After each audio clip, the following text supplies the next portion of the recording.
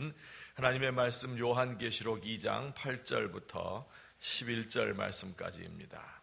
신약성경 맨 뒤에 400면에 요한계시록 2장 8절에서 11절 말씀 한 절씩 교독하겠습니다.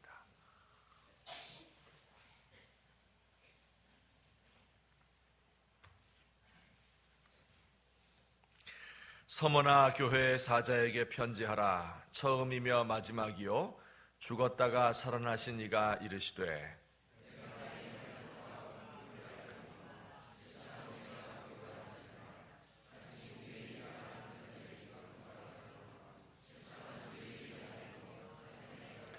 너는 장차 받을 고난을 두려워하지 말라. 볼지어다 마귀가 장차 너희 가운데에서 몇 사람을 옥에 던져 시험을 받게 하리니 너희가 10일 동안 환난을 받으리라. 내가 죽도록 충성하라. 그리하면 내가 생명의 면류관을 내게 주리라.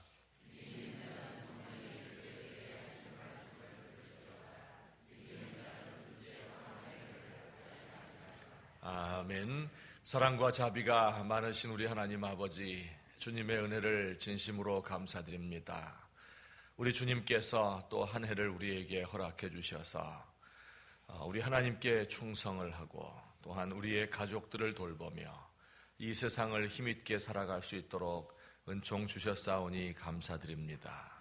하나님, 우리의 힘으로 우리의 능력으로는 할 수 있는 것이 없어서 우리 하나님 앞에 간구하고 의지하고자 이 자리에 모였습니다.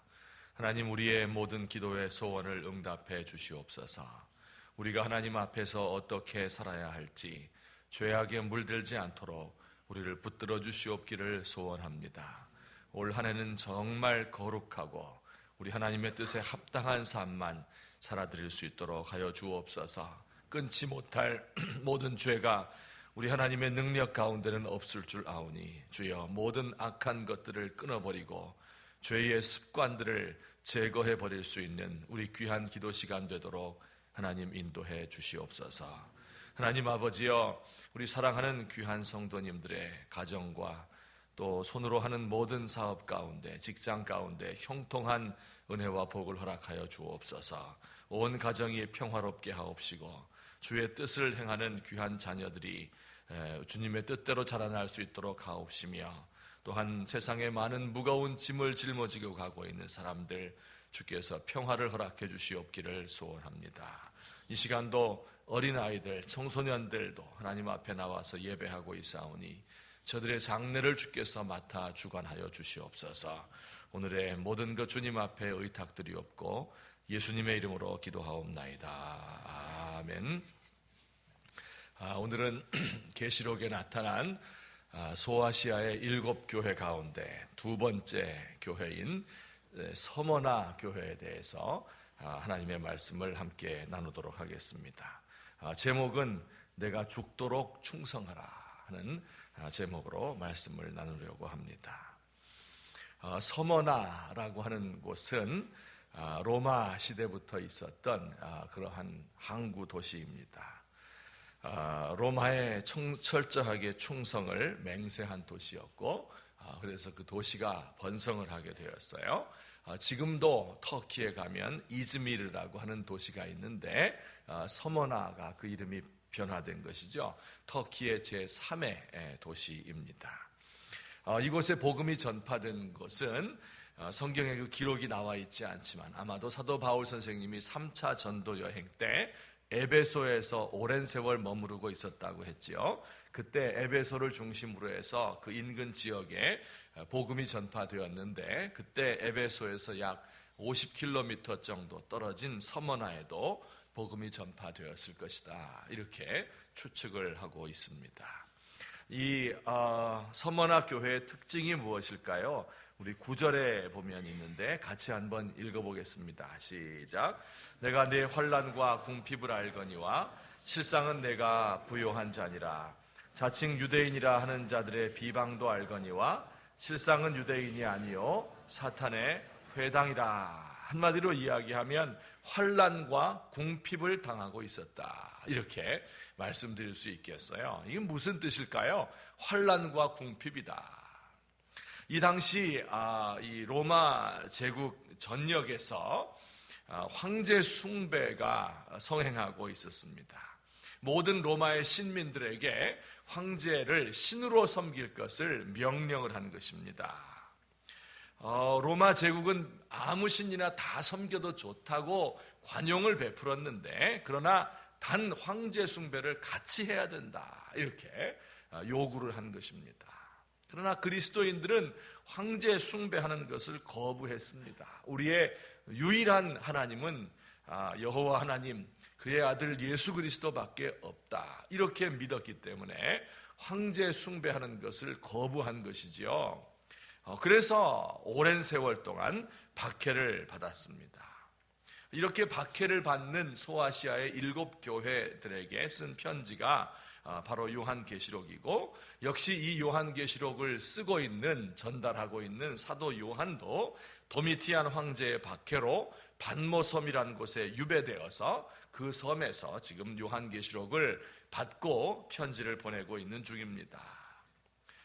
단지 환난과 궁핍이라고 하는 것이 조금 예수 믿다가 힘든 일을 겪었다, 단지 일자리가 좀 없어서 가난하게 사는구나, 그 정도가 아니라 예수 믿는다는 이유 때문에 모든 직업을 가질 수가 없고 오해를 받아서 그 지역에서 살아갈 수가 없는, 땅속에 숨어서 살아가야만 되는 이러한 환경을 가리켜서 환난과 궁핍이다, 그렇게 이야기를 했습니다.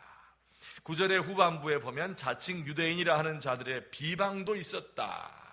로마 제국이 유대인들에게는 좀 특권을 주었습니다. 그래서 그들의 신을 자유롭게 섬길 수 있도록 해주었는데, 그런데 이 유대인들이, 그리스도인들이 유대인과 비슷하잖아요, 그 살아가는 모습이요. 그래서 유대인들이 아니다 하는 것을 로마 제국 당국에게 알리며 이 그리스도인들이 숨어있는 곳을 다 고발을 하게 되었습니다. 그래서 그 유대인들이 그리스도인들을 회방하고 있다, 이렇게 이야기를 하고 있는 것이죠. 환난과 궁핍 가운데 그들이 살아가고 있었던 것입니다. 지금부터 약 한 60-70년 전에 저 충청도의 한 시골에서 있었던 일입니다. 그곳에도 복음이 들어가서 교회들이 세워졌는데, 그 한 시골 지역에 복음을 전한 형제가 있었습니다. 그래서 한 사람은 장로로서, 또 한 사람은 감리교회의 권사로서 복음을 전하고 있었습니다. 목회를 하고 있었는데 1950년도 6.25 사변이 발생을 하게 된 것입니다. 물론 그 이전에도 남로당, 공산당들이 와서 교회를 박해하기도 하고 여순 반란 사건을 일으키기도 하고, 그래서 이 공산당들이 얼마나 교회에 대해서 적대적이다 하는 것을 알고 있던 차에 이제 6.25 사변이 발발하게 된 것입니다. 이 전쟁의 물결이 한강을 넘어서 남쪽으로 내려오고 있었지요. 이제 전쟁이 시작된 지 불과 며칠 지나지 않아서 전역이 다 빨갛게 물들게 된 것입니다.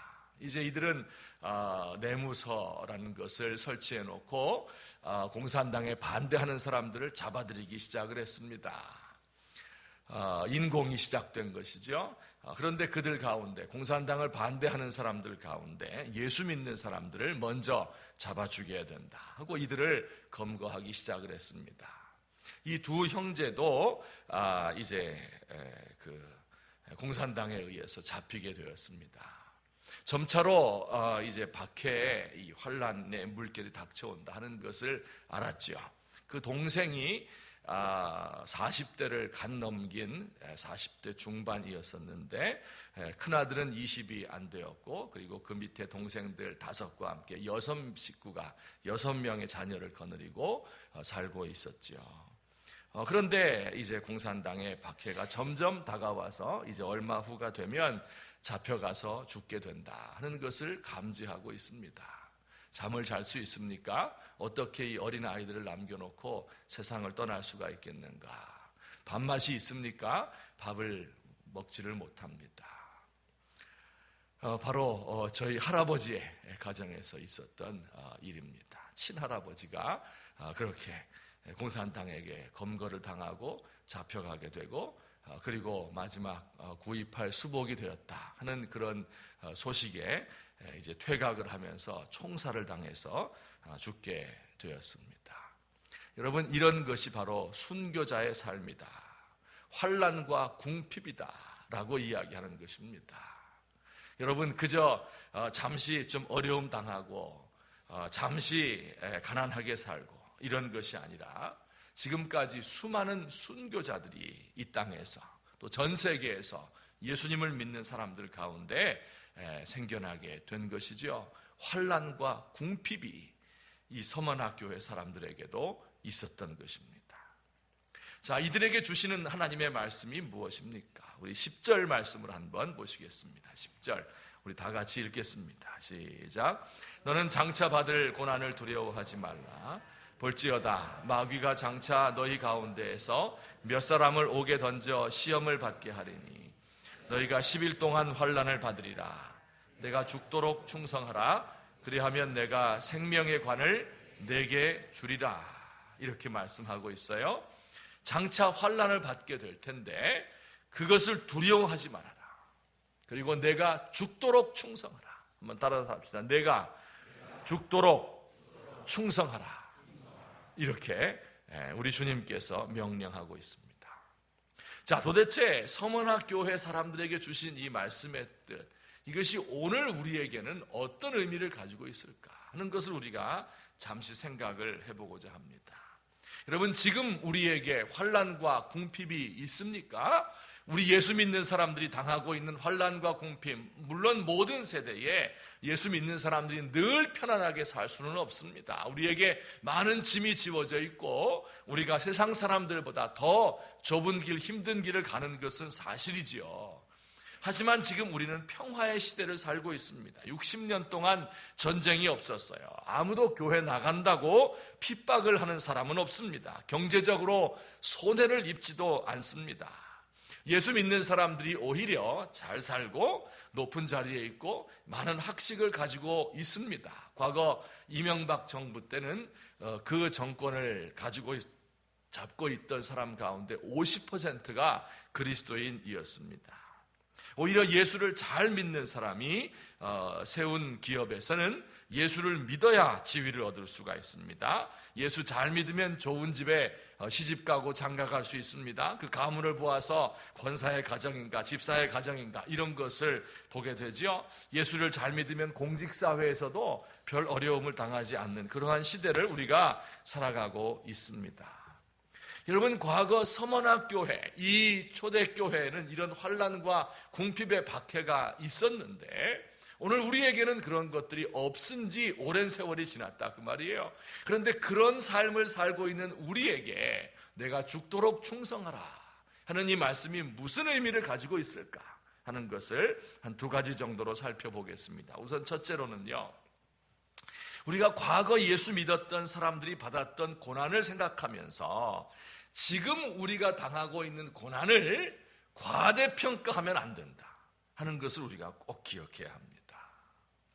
과거의 서머나 교회를 비롯해서 초대교회가 당하였던 그 고통, 한 300년 동안 로마 황제의 박해 가운데서 로마의 10대 박해 속에서 지하 감옥에서 살아갈 수밖에 없었던 그 사람들이 당하던 박해, 과거의 일제 강점기 시대 때에 신사참배에 반대하던 사람들, 6.25 사변이 일어났을 때 공산당에 반대해서 목숨을 잃은 2,600명의 순교자들, 이 사람들의 시대를 생각하면서 오늘날 우리 믿는 사람들이 당하는 조그마한 어려움, 이것을 과대평가해서는 안 된다 하는 것을 말씀드리고 싶습니다.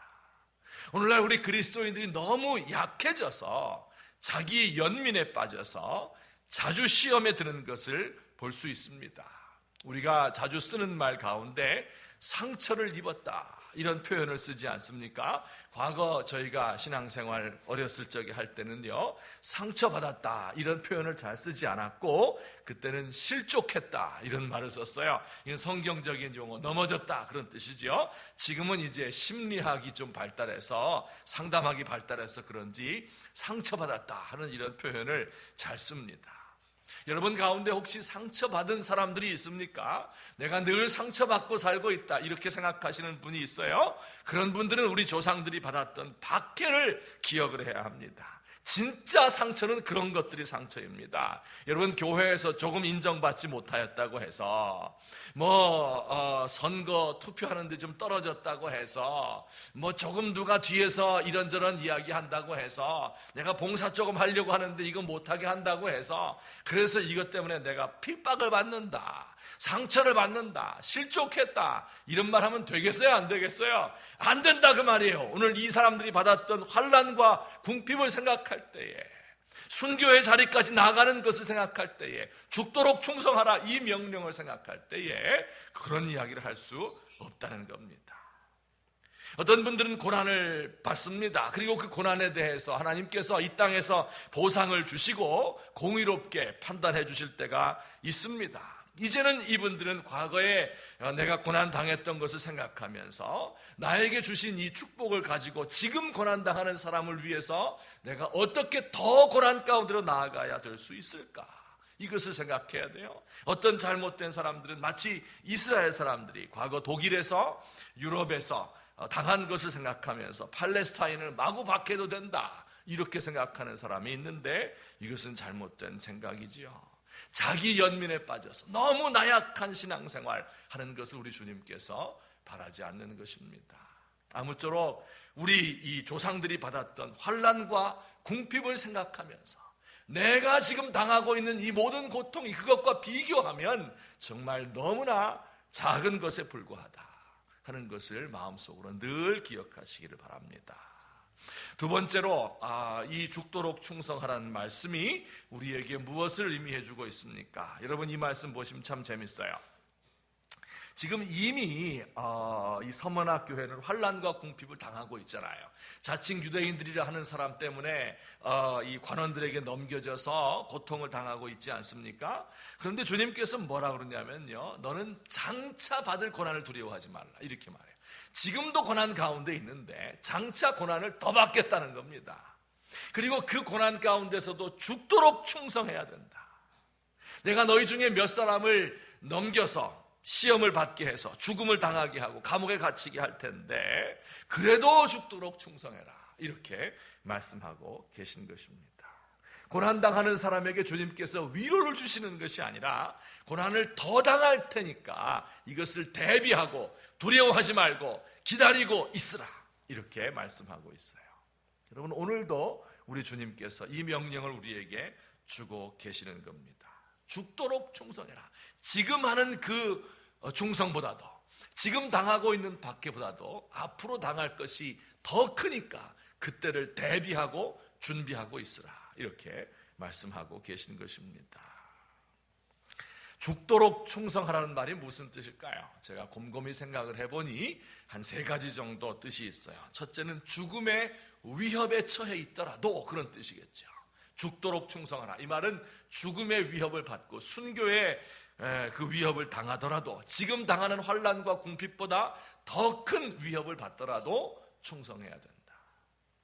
두 번째는 죽을 만큼 강하게, 죽음을 당하여도 좋을 만큼 강하게. 예를 들어서 내가 너를 죽도록 사랑한다 그렇게 말하면 무슨 뜻이에요? 그만큼 강하게 사랑한다 그런 뜻이잖아요. 죽도록 충성한다는 것이 그 정도로 강한 충성심을 가지고 충성한다는 뜻이지요. 오늘날 없어진 단어 가운데 하나가 바로 이 충성이라고 하는 단어예요. 군대에 가서 충성 이거밖에는 찾아볼 길이 없어요. 충성하는 사람 찾아볼 수 있습니까, 여러분? 정말 충성스러운 사람 찾기 힘든 이런 시대를 우리가 살고 있습니다. 세 번째 죽도록 충성하라는 말은요, 죽을 때까지 충성해라 그런 뜻이에요.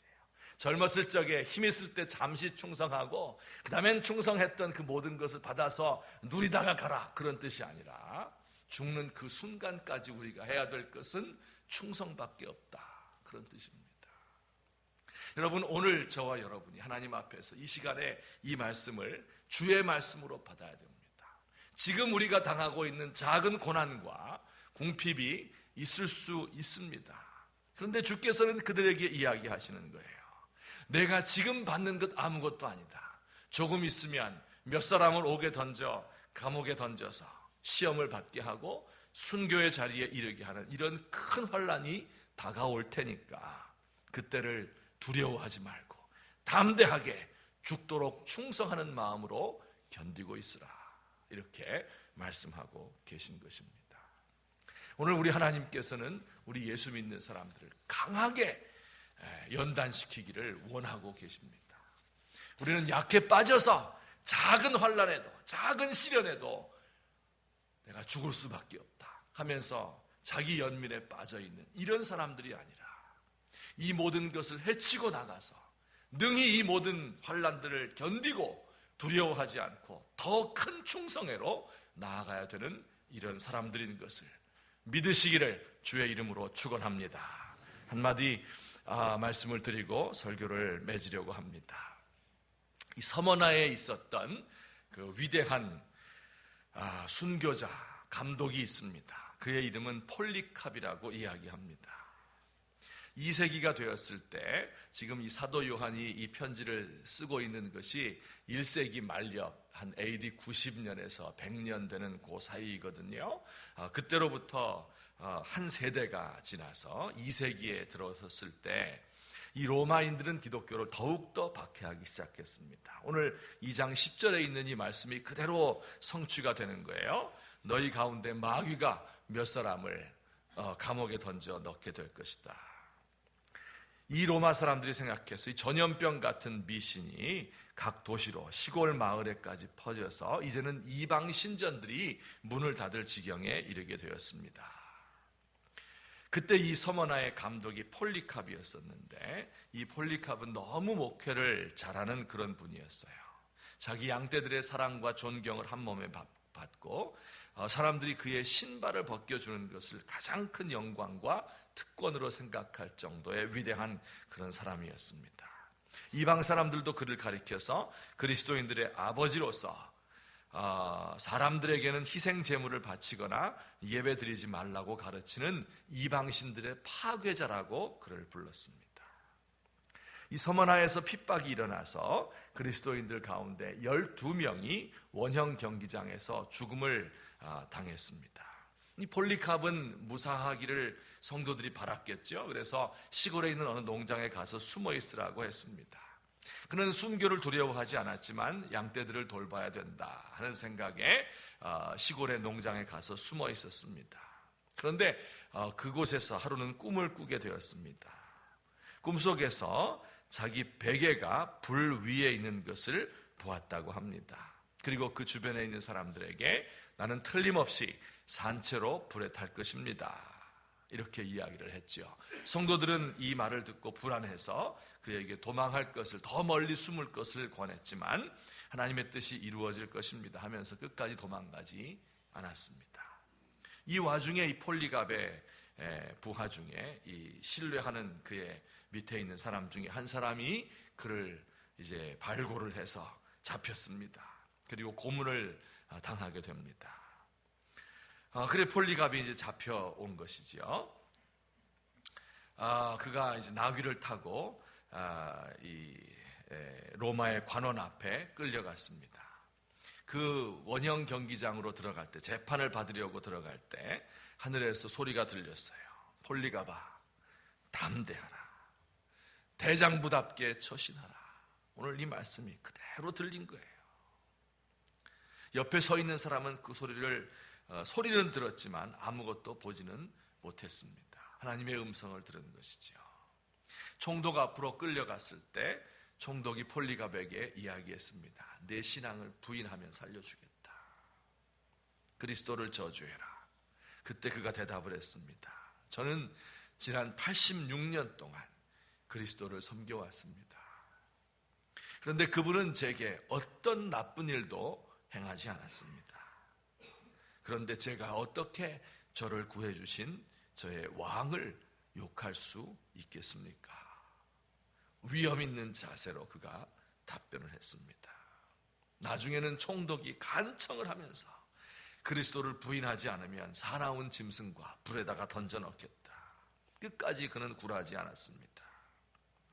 그리고 총독은 마침내 그의 부하를 불러서 이제 이 폴리갑을 산채로 불에 태워서 죽여야 한다. 이렇게 선고를 내리고 그를 불에 태워서 죽였습니다. 그가 그 꿈을 꾼 뒤 사흘이 지났을 때 일어난 일입니다.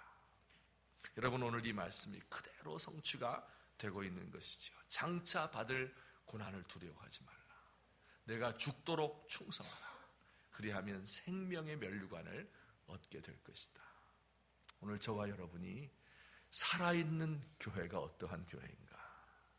살아서 막 움직이는 교회가 살아있는 교회겠지요. 하지만 때로 우리에게 환난과 궁핍이 닥칠 때가 있습니다. 그때 우리가 어떻게 해야 될 것인가? 두려워하지 말고 담대하게 대장부답게 강하게 맞서서 싸울 수 있는, 이 세상에서 나에게 닥치는 이 작은 고난을 큰 것으로 생각하지 말고 자기 연민에 빠지지 말고 강하고 담대하게 훈련받고 연단되어서 그래서 이 힘든 세상을 헤쳐나갈 수 있는 이런 교회, 그 교회를 살아있는 교회다, 이렇게 부르는 것입니다. 오늘 저와 여러분이 이 말씀을 들으시면서 두 가지 말씀드렸죠. 지금 내가 당하고 있는 고난을 과거 순교자들이 당한 것과 비교하지 말자. 더 큰 고난이 우리에게 앞에 놓여 있을 것이다. 그러나 그것을 당하는 것을 안타까워하지 말고 두려워하지 말고 담대하게 죽는 데까지 충성하는 그런 저와 여러분이 되기를 결심하는 이 시간 되었으면 좋겠습니다. 우리 이 시간에 같이 한번 기도드리겠습니다. 우리 모든 받으신 말씀을 생각하면서 내가 지금 당하고 있는 이 모든 것을 담대하게 견딜 수 있도록 도와주십시오. 앞으로 우리 조국의 교회에 어떤 어려움이 닥칠지 누가 알 수 있겠습니까?